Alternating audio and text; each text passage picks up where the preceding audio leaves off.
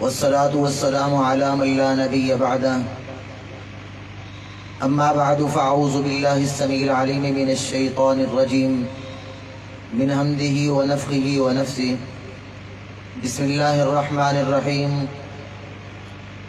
والسابقون الأولون من المهاجرين والأنصار والذين اتبعوهم بإحسان رضي الله عنهم ورضوا عنه وأعد لهم جنات تجري تحتها الأنهار خالدين فيها أبدا رضي الله عنهم ورضوا عنه ذلك الفوز العظيم.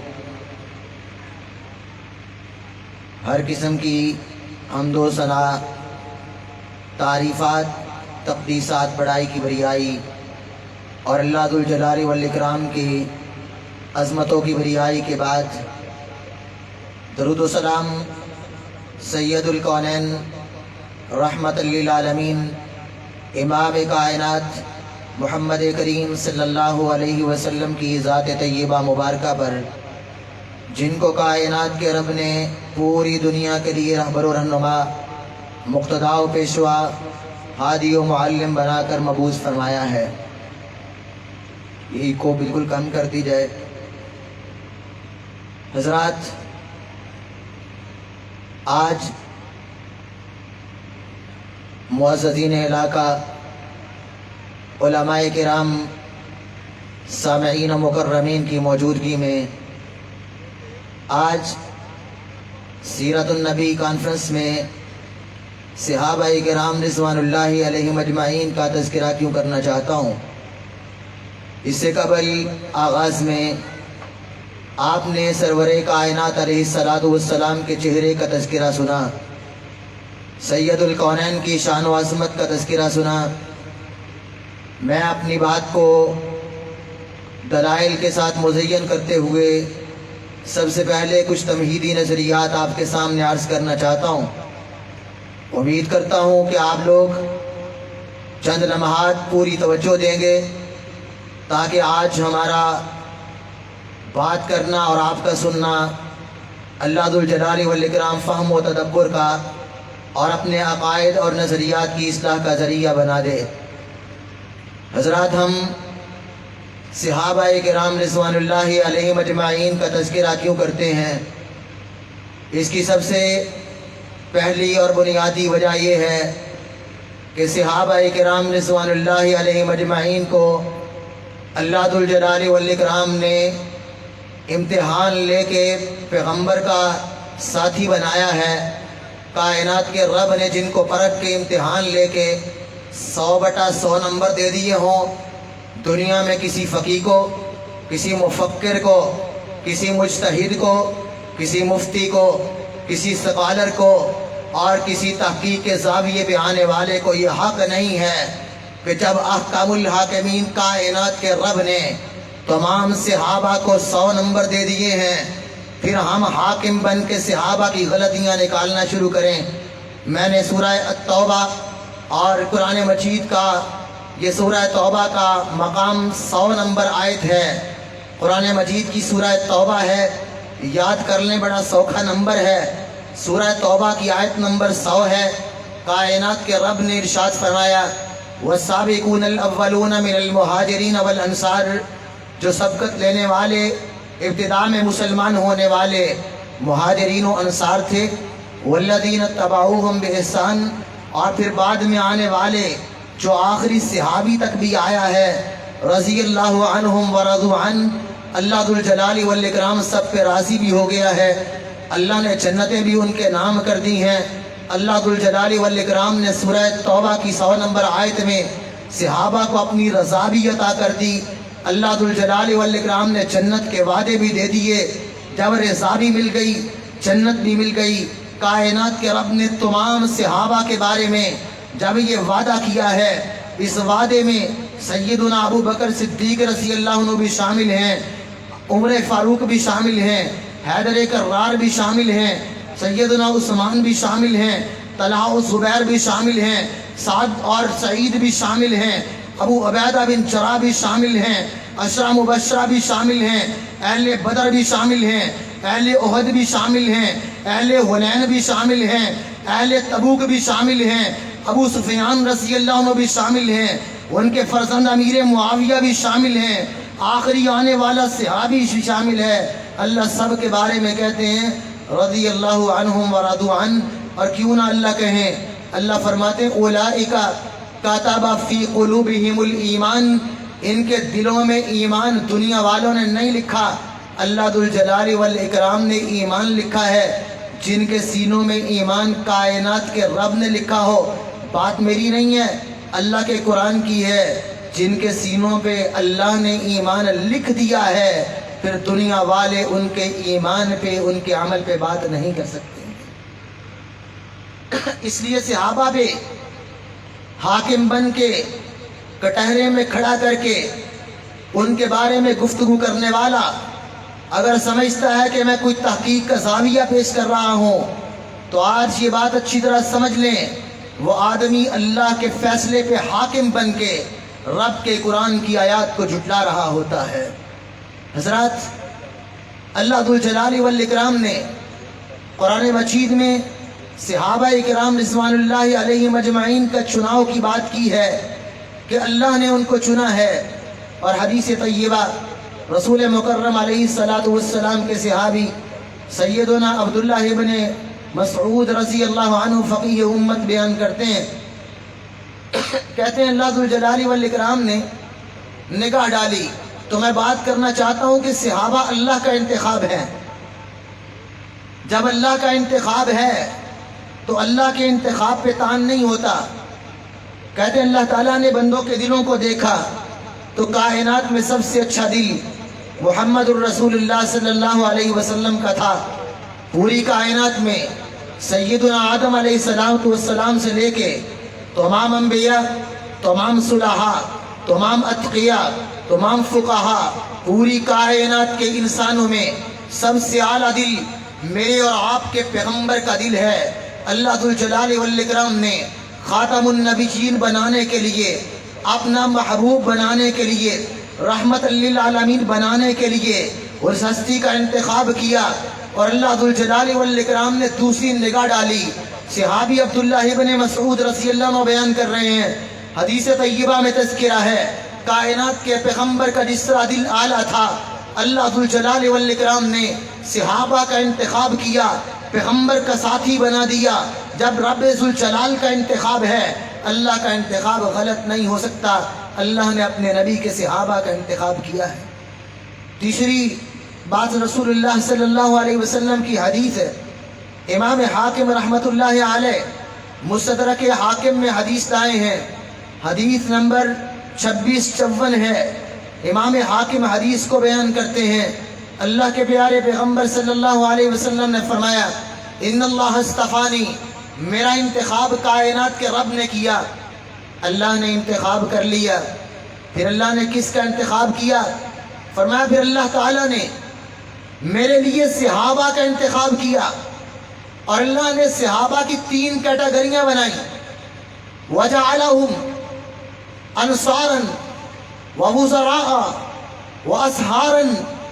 اللہ نے کچھ صحابہ کو میرا وزیر بنا دیا، کچھ صحابہ کو میرا انصار بنا دیا، کچھ صحابہ کو میرا اصحار رشتہ دار بنا دیا۔ اب صحابہ وزراء اللہ کے پیغمبر کے بعد خلافت پہ قائم ہوئے، صحابہ انصار اللہ کے نبی کے ساتھ مل کے میدان کارزار میں، میدان دعوت میں لگے۔ اللہ کے نبی کے رشتہ دار، کسی نے اپنی بیٹی دی ہے، کسی نے اپنی بہن کا رشتہ پیغمبر کو دیا ہے، کہیں اللہ کے پیغمبر کے سسرال ہیں۔ اللہ کے نبی صلی اللہ علیہ وسلم نے فرما دیا تھا جب یہ انتخاب کائنات کے رب کا ہے، جس کو چاہے نبی کا سسر بنا دے، جس کو چاہے نبی کا برادر نسبتی بنا دے، جس کو چاہے نبی کا رشتہ دار بنا دے۔ اللہ ذوالجلال والاکرام جب ان کا انتخاب کرتا ہے، پیغمبر کائنات کہتے ہیں ہم نے صحابہ کا احترام کیوں کرنا ہے؟ یہ رب کا انتخاب ہے، اور جو پیغمبر کے اور رب کے انتخاب کے بعد ان پہ تان کرتا ہے، اپنی زبان دراز کرتا ہے، ان پہ حاکم بن کے تحقیق کے زاویے پیش کرتا ہے، اور غلط سلط روایات سے، ضعیف روایات سے، موضوع من گھڑت قصوں سے تاریخ کی باتوں سے قرآن اور حدیث پہ حاکم بنتا ہے، فیصلہ پیغمبر کا ہے۔ فمن سبہم فعلیہ لعنۃ اللہ والملائکۃ والناس اجمعین لا يقبل اللہ منہ صرفا ولا عدلا۔ امام حاکم نے مستدرک حاکم میں یہ صحیح سند کے ساتھ بیان کیا ہے۔ کونین کے تاجدار کہتے ہیں جس نے اللہ کے انتخاب پہ، میرے وزراء پہ، میرے انصار پہ، میرے صحابہ پہ طعن کیا، ان کو غلط سرد کہا، ان کو تنقید کا نشانہ بنایا، فعلیہ لعنۃ اللہ، اس پر کس کی لعنت ہے؟ میرے خیال میں بات سمجھ نہیں آ رہی آپ کو، تو پھر بول کے کہ فعلیہ لعنۃ اللہ، اس پہ کس کی لعنت ہے؟ والملائکہ، کس کی لعنت ہے؟ فرشتوں کی، والناس اجمعین، پوری کائنات کے انسانیت کی لعنت ہے۔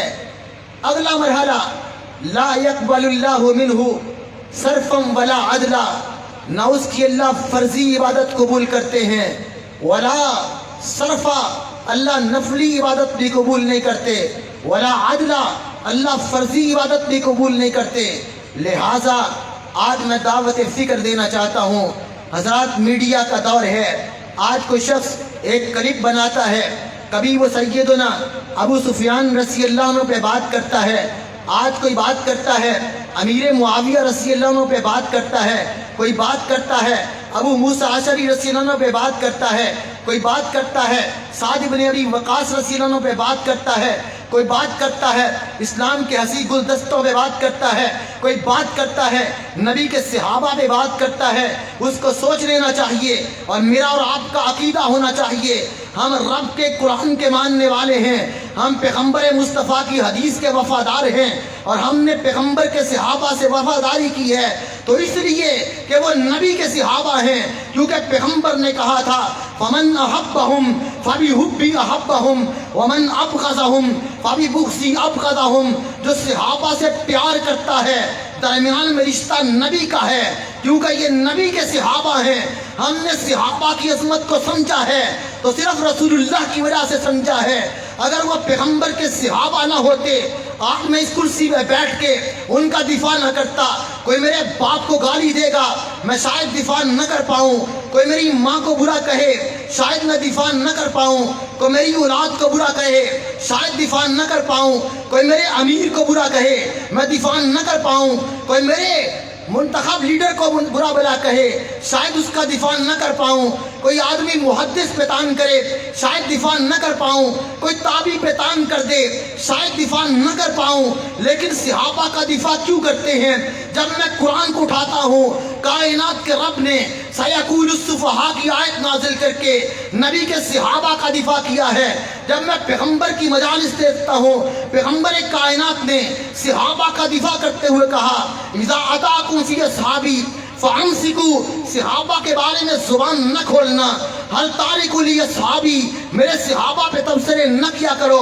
نبی کائنات نے صحابہ کا دفاع کیا، میں صحابہ کو دیکھتا ہوں، صحابہ نے اپنے ساتھیوں کا دفاع کیا، جب میں تابعین کو دیکھتا ہوں صحابہ کا دفاع کیا۔ جس کا دفاع اللہ ذو الجلال والاکرام کرے، جس کا دفاع پیغمبر زمان کرے، اس کا دفاع ہم بھی کریں۔ یہ پیغمبر کی سیرت طیبہ ہے کہ نبی کائنات نے صحابہ کا دفاع کیا اور فرما دیا جو صحابہ پہ طعن کرتا ہے نہ رب اس کی نفلی عبادت قبول کرتا ہے نہ فرضی عبادت قبول کرتا ہے۔ حضرات، سرور کائنات علیہ السلام کے صحابہ کا مقام و عظمت بہت زیادہ ہے۔ قرآن مجید کی بہت سی آیات ہیں، میں صرف احادیث کے کچھ اشارات آپ کے سامنے رکھتے ہوئے بات کو سیدنا ابو سفیان رضی اللہ تعالیٰ عنہ اور امیر معاویہ رضی اللہ عنہ پہ سمیٹنے کی کوشش کروں گا۔ سیدنا عبداللہ ابن عمر رضی اللہ تعالیٰ عنہ حدیث کے راوی ہیں، اور حدیث کی معروف کتاب سنن ابن ماجہ میں حدیث ہے۔ یہ حوالے نوٹ کر لیں، سینے میں باتیں محفوظ کر لیں۔ میں سمجھتا ہوں کہ میں اگر اپنی طرف سے بات کروں گا تو میں اللہ کا مجرم ہوں، اور اگر میں رسول اللہ کی بات کروں، صحابہ کے اقوال بیان کروں تو یہ میرا حق ہے۔ اللہ کے نبی صلی اللہ علیہ وسلم کے صحابہ کیا کہتے ہیں؟ سیدنا عبداللہ ابن عمر رضی اللہ عنہ نے کہا تھا کہ صحابی کا مقام کیا ہے؟ فلا مقام احدہم مع النبی صلی اللہ علیہ وسلم خیر من عمل احدکم عمرہ۔ اور امام ابو داود رحمۃ اللہ علیہ نے جو حدیث نقل کی ہے اس کے الفاظ ہیں وَلَوْ عُمِّرَ عُمُرَ نُوحٍ۔ حضرات اگر آج تم میں سے کوئی شخص اس کو اتنی عمر مل جائے جتنی نوح علیہ السلام کی عمر ہے، نوح علیہ السلام کی صرف تبلیغ کی عمر 9 صدیوں سے زیادہ ہے۔ ہماری عمریں تو 60-70 سال ہوتی ہیں، لیکن 1 صدی 2 صدیاں 9 صدیوں سے زیادہ تبلیغ کی عمر ہے۔ تو سیدنا عمر رضی حضرت نوح علیہ السلام کی عمر کل کتنی ہوگی؟ بعض مفسرین نے لکھا 1000 سے زیادہ ان کی عمر تھی۔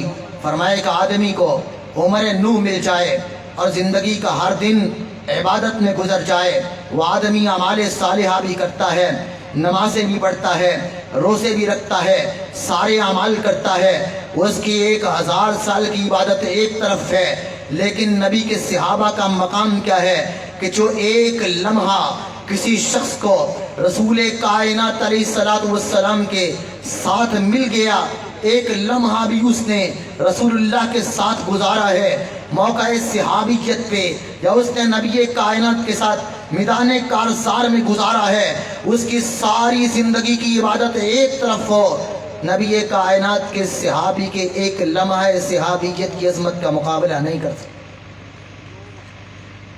حضرات بعض لوگ کہہ دیتے ہیں کہ جناب امیر معاویہ رضی اللہ عنہ اور ابو سفیان رضی اللہ عنہ ساری زندگی نبی کی مخالفت کرتے رہے، 13 سال مکے میں نبی سے دشمنی کی ہے، اور غزوہ بدر کا میدان لگا تو ابو سفیان اور امیر معاویہ رضی اللہ عنہ مخالف کھڑے تھے، احد کا میدان سجا، ابو بکر اور ابو سفیان مخالف کھڑے تھے، خندق کا میدان لگتا ہے، یہ مخالف تھے، جنگیں ہوئی ہیں، مخالفت کی ہے، اگر آخر میں مسلمان بھی ہو گئے تو مقام کیا ملا؟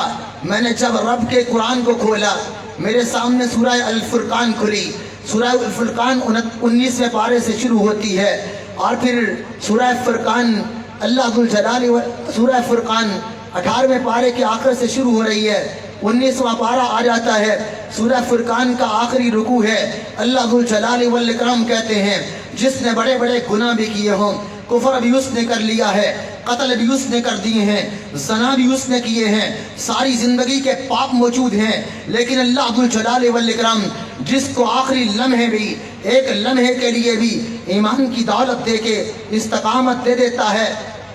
مقام کیا ہے؟ الا من تاب وآمن وعمل عملا صالحا فاولئک یبدل اللہ سیئاتہم حسنات۔ رب ذو الجلال ان کا ایمان بھی قبول کرتے ہیں، ساری زندگی کے گناہوں کو اللہ نیکیوں میں تبدیل کر دیتے ہیں۔ جب کائنات کے رب نے ان ہستیوں کے سارے گناہوں کو نیکیوں میں تبدیل کر دیا ہے تو 14 صدیاں گزرنے کے بعد آج مجھے اور آپ کو اور کسی کو بھی یہ حق نہیں ہے کہ ہم ان ہستیوں کی کوئی لفظیں دیکھ کے، کوئی باتیں کر کے ہم ان پہ تان کریں، کیونکہ آج مقام صحابیت کو سمجھ لیجئے حضرات، آج کوئی نمازیں پڑھ کے نمازی بن سکتا ہے، کوئی روزے رکھ کے روزے دار بن سکتا ہے، کوئی سچ بول کے صدیق بن سکتا ہے، مال خرچ کر کے سخی بن سکتا ہے، لیکن آج کوئی دنیا کا شخص اپنی ساری دولتیں لٹا کے مسجد میں 24 گھنٹے سر سجدے میں رکھ کے وہ آدمی نمازیں پڑھتا رہے، سارے دن روزے رکھتا رہے، وہ صدیق بھی بن جائے گا، وہ اگر شہادت کے درجے پہ فائز ہو جائے شہید بھی بن جائے گا، مال خرچ کرے سخی بن جائے گا، نیک اعمال کرے ولی بن جائے گا، لیکن جس طرح آج کوئی نبی نہیں بن سکتا ہے، چاہے جتنا مرضی نیک بن جائے کوئی صحابی نہیں بن سکتا، لہذا مقام صحابیت رب کا چناؤ تھا اور انہی کو ملا جنہوں نے پیغمبر کے ساتھ ایمان کی حالت میں ملاقات کی ہے۔ حضرات مقام صحابیت بہت زیادہ ہے، میں صرف کوشش کروں گا 10 منٹ میں اپنی بات کو سمیٹوں، اور میں بات سیدنا ابو سفیان رضی اللہ تعالی عنہ پہ اور امیر معاویہ رضی اللہ عنہ پہ کہنا چاہتا ہوں۔ امام مسلم رحمۃ اللہ علیہ صحیح مسلم میں حدیث لائے ہیں، اور حدیث کا نمبر 2501 ہے۔ یہ لکی نمبر ہوتے ہیں، یاد بھی ہو جاتے ہیں۔ 2501 صحیح مسلم کی حدیث ہے، اور صحیح مسلم میں یہ بات موجود ہے، فتح مکہ کے بعد بھی کچھ لوگوں کی نگاہیں ابو سفیان رضی اللہ عنہ کو عجیب طرح سے دیکھ رہی تھیں۔ سیدنا ابو سفیان رضی اللہ عنہ بارگاہ رسالت میں آئے۔ حضرات توجہ ہے نا، ابو سفیان کہاں آئے ہیں؟ کوئی دنیا کے MNA کے پاس نہیں، کوئی دنیا کے حاکم کے پاس نہیں، کوئی دنیا کے فیصلے کرنے والے کے پاس نہیں، اس کے پاس آئے ہیں کہ جن کے پاس سفارشی بھی آتا تھا تو نبی کائنات کی زبان پہ فیصلہ اللہ ذوالجلال والاکرام فرماتے تھے۔ لوگ یہاں بات کرتے ہیں کہ امیر معاویہ کاتب بنے سفارش سے، ابو سفیان رضی اللہ عنہ کو عہدہ ملا ہے سفارش سے۔ حضرات آئیے میں کہتا ہوں واقعی سفارش سے ملا ہے، لیکن سفارش کو صحیح مسلم کی نظر میں حدیث نمبر 2501، حضرات 2501 نمبر حدیث صحیح مسلم کی، سیدنا ابو سفیان رضی اللہ عنہ آ کر بیٹھے ہیں، آ کر عرض کرنے لگے، آقا میں نے ساری زندگی اسلام میں آپ کی مخالفت کی ہے، آج رب نے مجھے اسلام کی دولت دے دی ہے، آقا 3 سوال لے کے آیا ہوں۔ اللہ کے پیغمبر نے جو الفاظ بولے حدیث کے الفاظ ہیں، پیغمبر نے کہا نعم ابو سفیان تو 3 سوال کر، پیغمبر تجھ کو عنایت کرتا ہے۔ سوالی بن کے ابو سفیان رضی اللہ عنہ آئے ہیں، امیر معاویہ کے والد آئے ہیں، مکے کے سردار آئے ہیں، اسلام میں داخل ہونے کے بعد آئے ہیں، نبی سے مانگا ہے، پیغمبر سے پہلی بات مانگی، حالانکہ جس بات کو مانگ رہے ہیں سیدہ ام حبیبہ رضی اللہ عنہا اللہ کے نبی کے نکاح میں ہیں، پھر بھی ابو سفیان کہتے ہیں اللہ کے نبی میں اپنی بیٹی کا نکاح آپ سے کرتا ہوں۔ جب یہ محدثین نے لکھا ہے جب یہ پہلا نکاح ہوا تھا ابو سفیان مسلمان نہیں تھے، بیٹی مسلمان ہو گئی، آج یہ بھی مسلمان ہوئے ہیں، نکاح کو دوبارہ دہرانا چاہتے ہیں۔ نبی نے کہا ہاں تیری بیٹی کا رشتہ مجھے قبول ہے۔ اللہ کے پیغمبر نے جب یہ پہلا رشتہ قبول کیا، میرے سامنے ایک اور حدیث آئی، پیغمبر نے کہا تھا کل سحر ونصب ينقطع يوم القیامہ الا السبب والسحر وفی بعض الروایات الا النسب والسحر۔ لوگوں کل قیامت کا دن ہوگا، ہر رشتہ و ناتا، ہر خاندان کا تعلق، ہر قوم و برادری کے آپس کے ناطے ٹوٹ کے رہ جائیں گے۔ اگر کل قیامت کے دن آدم علیہ السلام سے لے کے قیامت تک آنے والے بنی نوع انسان کے رشتے، ناطے، خاندان، برادریاں، تعلقات ٹوٹ جائیں، سارے رشتے منقطع ہو جائیں، لیکن ایک رشتہ باقی رہے گا جو حضور کا رشتہ ہے، جو پیغمبر کا رشتہ ہے، جو کونین کے تاجدار کا تعلق ہے۔ اللہ کے نبی نے 2 رشتوں کی بات کی، کہا میرا نسب کا رشتہ بھی قائم رہے گا جن سے میرا خونی رشتہ ہے، میرے شہر کا رشتہ بھی قائم رہے گا جو میرا سسرالی رشتہ ہے۔ جب میں نے سسرالی رشتے کو دیکھا تو امیر معاویہ مجھے اللہ کے نبی کی بیوی کے بھائی خال المؤمنین نظر آئے۔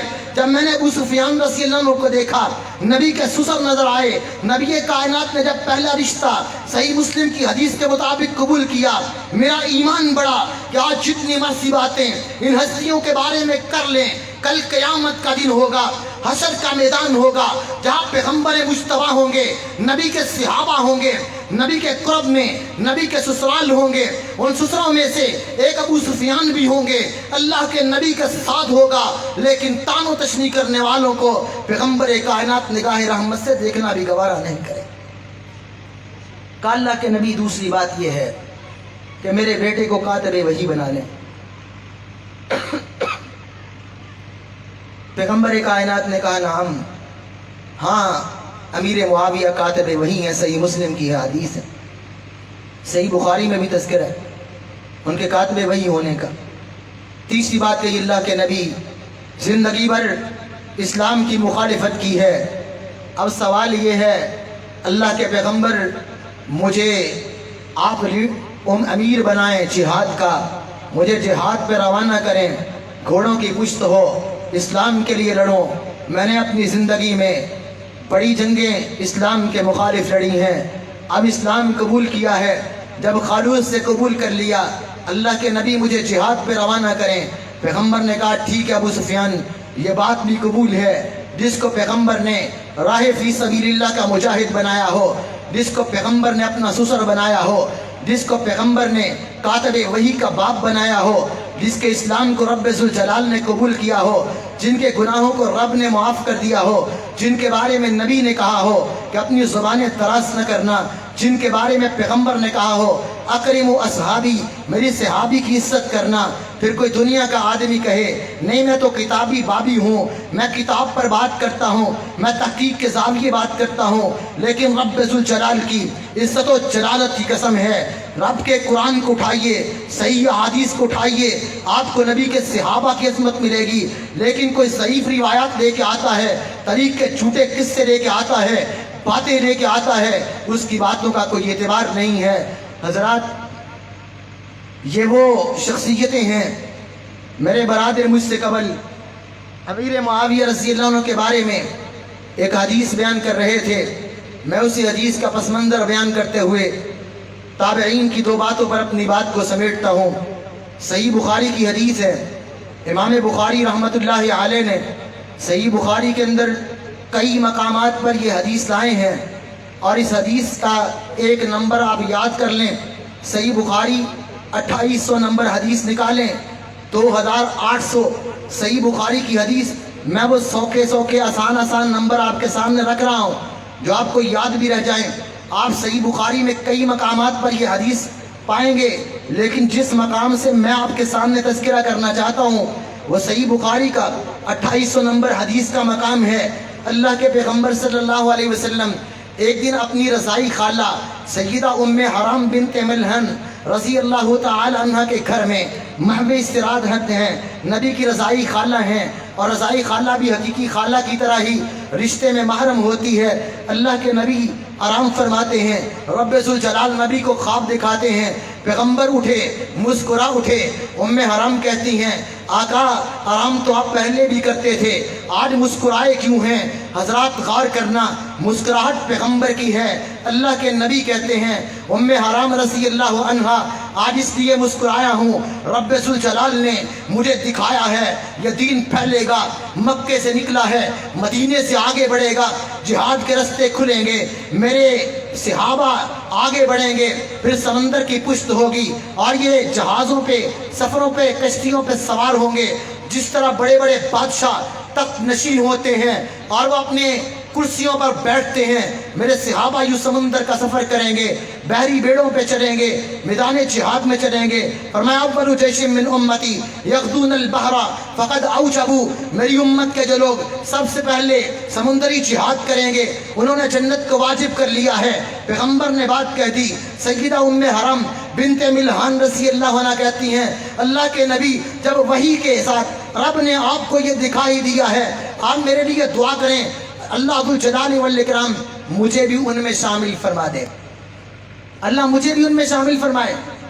اللہ کے نبی صلی اللہ علیہ وسلم کہتے ہیں انت منہم، زبان نبوت سے کہا ام حرام تو اس گروہ میں شامل ہے جس کو اللہ بحری جہاد کی سعادت نصیب کرے گا اور اللہ تجھے جنت نصیب کرے گا۔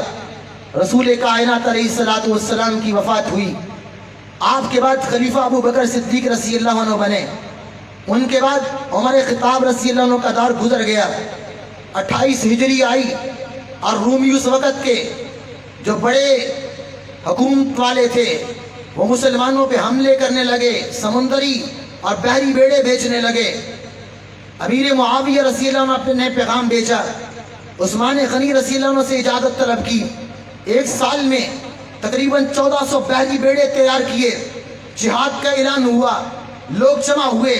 ام حرام بنت ملحان مدینے سے چلی، جب شام میں پہنچی امیر معاویہ رضی اللہ عنہ کے محل میں دستک دی، کہا امیر معاویہ ہم آئے ہیں، تعارف کروایا، کہا جہاد پہ جانا چاہتی ہوں۔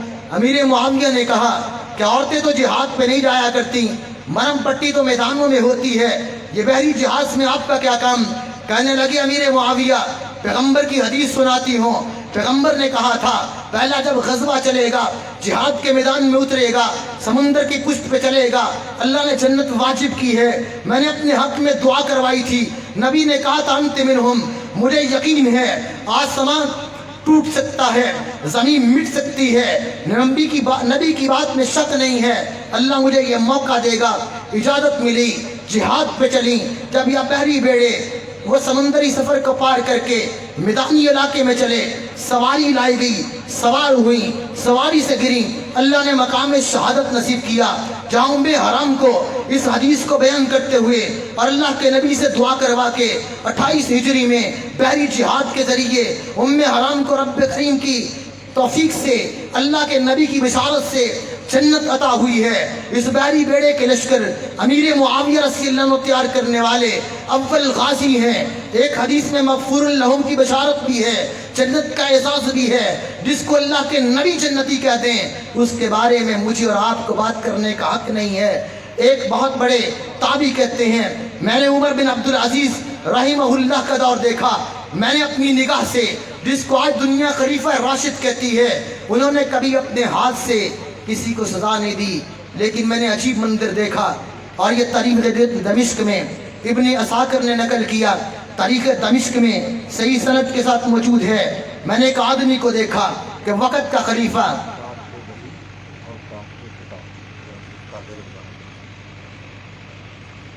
एक आदमी उमर बिन अब्दुल अजीज रहिमहुल्लाह के सामने है और दुर्रा इनके हाथ में है। वक़्त का खलीफा राशिद है उमर बिन अब्दुल अजीज रहिमहुल्लाह, और वो एक आदमी को दुर्रे मार रहे हैं। कहा ये कौन शख्स है जिसको आज खलीफा वक्त, जिसने कभी किसी को नहीं मारा, आज किस शख्स को मार रहा है। फरमाइए वो शख्स है जो कातिबे कुरान, कातिबे वही, अल्लाह के नबी सल्लल्लाहु अलैहि वसल्लम के करीबी साथी सैयदना अमीर मुआविया रज़ियल्लाहु अन्हु, जो वही के भी कातिब थे, नबी के खुतूत के भी कातिब थे, नबी की अहादीस के भी कातिब थे, कुरान के कातिब थे। अल्लाह की ने उनको अमीन बनाया था, वही के लिए नबी ने चुना था। जब रब ने अमीन बना दिया, नबी ने अमीन बना दिया, जिसको नबी ने अमीन बनाया हो, ये शख्स उन पे तंग कर रहा था। उमर इब्न अब्दुल अजीज रहिमहुल्लाह ने कहा कि मैं इस शख्स को नहीं छोड़ूंगा। तुर्रे लगाए, एक आदमी आया, कहने लगा उमर बिन अब्दुल अजीज रहिमहुल्लाह, अमीर मुआविया रज़ियल्लाहु अन्हु और हजरत अली रज़ियल्लाहु अन्हु के दरमियान जंगें हुई हैं, क्या कहते हो। कहा मैं अपनी जुबान को उनके बारे में नहीं खोलना चाहता, वो पकीज़ा हस्तियां थीं। इमाम अब्दुल्ला इब्न मुबारक रहमतुल्लाह अलैह के पास एक आदमी आता है, आकर कहता है अब्दुल्ला बिन मुबारक रहमतुल्लाह अलैह, मुझे बताओ उमर बिन अब्दुल अजीज रहिमहुल्लाह, जिनको लोग खलीफा राशिद कहते हैं, वो आला हैं या अमीर मुआविया रज़ियल्लाहु अन्हु आला हैं। सवाल क्या था, अमीर मुआविया आला या उमर बिन अब्दुल अजीज रहमहुल्लाह आला। कहने लगे कि जो अमीर मुआविया रज़ियल्लाहु तआला अन्हु ने नबी की मईयत में जिहाद किया और जो ज़मीन की खाक इनके घोड़े के नथने में पड़ी हैं, अगर 1000 उमर बिन अब्दुल अजीज रहमहुल्लाह भी हों तो वो ताबी हैं, और पूरी तारीख़ के सारे ताबी भी मिल जाएं, वो किसी एक सहाबी की अज़मत का मुकाबला नहीं कर सकते। तो जो नबी कायनात के ससुराली रिश्तेदार भी हों, कातिबे वही भी हों, जिनके बारे में नबी ने कहा हो अल्लाहुम्मा अजअलहु हादियम महदियन वहदी बिही, जिनकी हिदायत की दुआएं पैगंबर ने की हों, उनकी अज़मत का मुकाबला कैसे हो सकता है। हज़रात, आखिरी बात अर्ज़ करूँ, लोगों ने जंग जमल, जंग सफ़ीन के वाक़यात को बहुत ही उछाल कर लोगों में तान किया है। आखिरी बात इस हवाले से अर्ज़ कर देता हूँ, कभी तारीख़ के औरात को पढ़ के देखा करो, कभी सैयदना अली मुर्तज़ा रज़ियल्लाहु अन्हु की ज़ुबान से, कभी नबी कायनात से भी फ़ैसले करवा लिया करो, खुद हाकिम ना बना करो, कभी आले रसूल से भी पूछ लिया करो कि इन सारे वाक़यात के बाद وہ کیا کہا کرتے تھے؟ اللہ کے نبی صلی اللہ علیہ وسلم کی مشہور و معروف حدیث ہے، میرے پیغمبر نے کہا تھا لعل بنی ھذا سید، میرا بیٹا یہ حسن سردار ہے، لعلہ یصلح بین فئتین عظیمتین من المسلمین، مجھے امید ہے کہ یہ مسلمانوں کی دو عظیم جماعتوں کے درمیان صلح کروائے گا۔ جنگ جمل بھی ہو چکی ہے، جنگ صفین بھی ہو چکی ہے، اور پھر امیر معاویہ رضی اللہ عنہ کو ممبر پہ حضرت حسن رضی اللہ عنہ نے بٹھایا ہے، کہا آپ نہ ہاتھ نکالیے، ہاتھ امیر معاویہ کا ہے، ممبر مسجد کا ہے۔ حضرت حسن رضی اللہ عنہ امیر معاویہ رضی اللہ عنہ کے ہاتھ پہ بیعت کرتے ہیں۔ پھر سیدنا حسین رضی اللہ عنہ سے کہا قم فبایع فإنہ امامی، اٹھ حسین تو بھی امیر معاویہ کی بیعت کر، یہ میرا امام ہے، جس کو آج امام عالی مقام کہتے ہو۔ انہوں نے امیر معاویہ کو جنگ جمل کے بعد بھی اپنا امام مانا ہے، جنگ صفین کے بعد بھی امام مانا ہے۔ جب جنگ جمل و صفین کے بعد حسنین کریمین نے ان کو اپنا امام مان لیا ہے، جو نبی کی آل سے محبت کرتا ہے، اہل بیت سے محبت کرتا ہے، حسنین کریمین سے محبت کرتا ہے، تو جس امیر معاویہ رضی اللہ عنہ کو انہوں نے اپنا امام مانا ہے، پھر کتنا امام مانا؟ 20 سال تک 64 لاکھ مربع میل پہ پرچم اسلام لہرانے والے سیدنا امیر معاویہ رضی اللہ عنہ کی پورے 20 سال تک سیدنا حسین رضی اللہ عنہ نے بیعت کر کے ثابت کیا کہ کائنات کے لوگوں، میں نے امیر معاویہ کو اپنے باپ کے ساتھ ہونے والے اختلافات کے باوجود 20 سال تک امام مان کے میں نے سیرت دی ہے کہ جس کو میں نے 20 سال امام مانا ہے، جو مجھ سے پیار کرتا ہے، امیر معاویہ کو اپنا امام مانے گا۔ جو امیر معاویہ پہ تان کرتا ہے، نہ اس کا نبی کے صحابہ سے تعلق ہے، نہ اس کا اہل بیت سے تعلق ہے۔ حضرت سیدنا علی المرتضیٰ رضی اللہ عنہ نے نہج البلاغہ میں لکھا ہے، جب جنگ جمل سے پلٹے تو انہوں نے کہا تھا کہ امیر معاویہ اور ان کے ساتھیوں کا ایمان ہمارے ایمان کی طرح ہے، ان کی نمازیں ہمارے نمازوں کی طرح ہیں، ان کے روزے ہمارے روزوں کی طرح ہیں۔ صرف اختلاف ایک اجتہادی مسئلے پہ سیدنا عثمان غنی رضی اللہ عنہ کے خون کے بدلے کی بات ہے کہ میری صفوں میں کچھ ایسے لوگ ہیں جن سے وہ خون اور قصاص کا مطالبہ کر رہے ہیں اور کوئی اختلاف نہیں۔ اور جب رومی گنڈوں نے اسلام کی سرحدوں پہ شورش کی تو امیر معاویہ رضی اللہ عنہ نے کہا تھا، ان کو بدترین الفاظ سے یاد کرتے ہوئے کہا کہ علی میرے قریبی ہیں، اگر تم نے کوئی شورش کی تو میں آج ہی جا کے امیر معاویہ رضی اللہ عنہ کے ہاتھ پہ بیعت کر کے میں تمہاری سرحدوں کو ملیا میٹ کر کے زمینیں تنگ کر دوں گا، میرا علی سے کوئی اختلاف نہیں ہوگا۔ رحماء بینہم، صرف ایک معمولی مسئلے سے اجتہادی اختلاف ہوا، اللہ ذوالجلال والاکرام نے اجتہاد کو بھی نیکیاں بنا دیا۔ مجھے اور آپ کو آج ان پہ تان کرنے کا کوئی حق نہیں ہے۔ اللہ ذوالجلال والاکرام نے ان ہستیوں کو معاف کر دیا ہے، ان کی لغزشوں کو معاف کر دیا ہے۔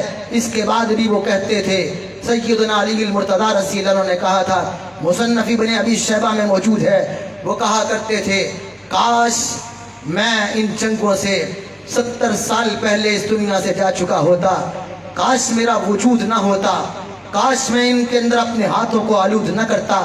وہ اللہ ذوالجلال والاکرام سے سمجھتے تھے کہ یہ کوئی کفر اسلام کے مارکے نہیں، لیکن اس کے بعد واپس میں احترام بھی تھا، تعلق بھی تھا، صلح بھی تھی، محبت بھی تھی۔ اس لیے حضرات صحابہ کا احترام واجب ہے۔ حاکم اللہ ذوالجلال والاکرام ہے، رب نے جنتیں بھی دی ہیں، معاف بھی کر دیا ہے۔ اللہ نے اپنے نبی سے کہا ہے فاعف عنہم، نبی کو معاف کر دو۔ پیغمبر نے ہمیں کہا کہ صحابہ کا برا تذکرہ نہ کرو، تو کائنات میں کسی کو یہ حق ہی نہیں ہے کہ وہ نبی کے صحابہ پہ تبصرہ کرے، حضرات کو کتنے حوالے پیش کرے۔ تحقیق ہم سے کروائیں، ہم بتائیں گے کہ اس کی حقیقت کیا ہے، لیکن آپ کا حق ہے کہ صحابہ کے بارے میں کوئی غلط بات قبول نہ کریں۔ اللہ ذوالجلال والاکرام مجھے اور آپ کو کتاب و سنت، رسول اللہ کی ذات اور صحابہ کے دفاع کی توفیق عطا فرمائے۔ وآخر دعوانا الحمدللہ رب العالمین۔